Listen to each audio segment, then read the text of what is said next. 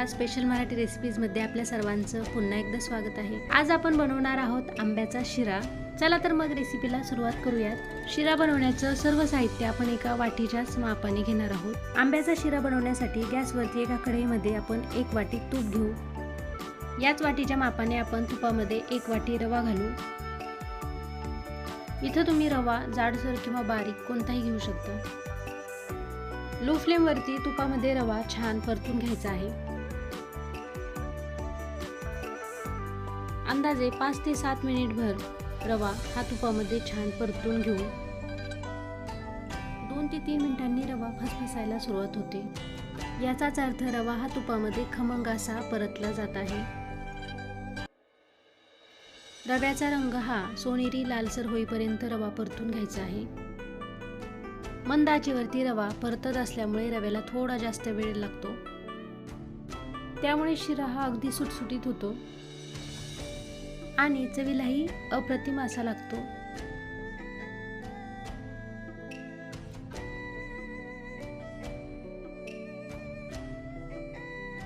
मंद आचेवरती रवा छान परतत आहे तोपर्यंत आपण एका भांड्यामध्ये 1 वाटी दूध आणि 1 वाटी पाणी घेऊ।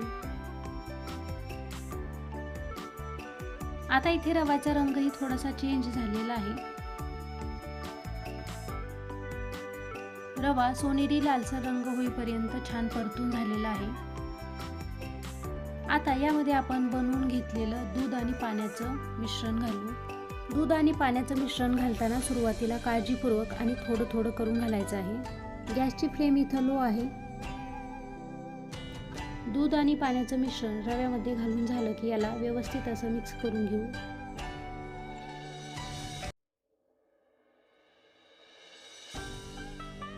मिश्रण छान मिक्स करून झालं की यावरती अर्ध्या मिनिटासाठी एक झाकण ठेवू। अर्ध्या मिनिटाने आपण झाकण काढून बघू। रवा इथं छान मोकळा सुटसुटीत आणि मऊसूत असा शिजलेला आहे। 1 वाटी रव्यासाठी आपण इथं 1 वाटी दूध आणि 1 वाटी पाणी घेतलेलं आहे, म्हणजेच हे प्रमाण अगदी परफेक्ट आहे। आता रवा हा चमच्याच्या साहाय्याने छान मोकळा करून घेऊ। यामध्ये आपण अर्धी वाटी साखर घालू। साखरेचं प्रमाण आपण इथं थोडंसं कमी केलेलं आहे, कारण आपण शिरा हा आंब्याचा बनवतोय आणि आपण शिऱ्यासाठी निवडलेला केशर आंबा हा गोड असल्यामुळे आपण इथं साखरेचं प्रमाण कमी केलेलं आहे।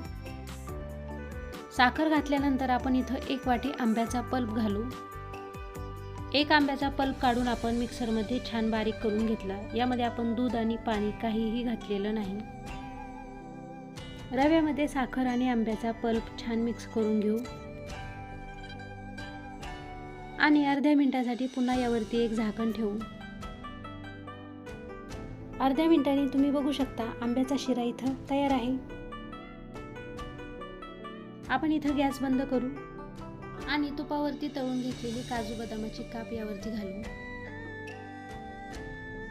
आवडत असल्यास घालू शकता किंवा स्किप करू शकता। मग माझी ही आजची स्पेशल रेसिपी तुम्हाला कशी वाटली कमेंट करून नक्की सांगा।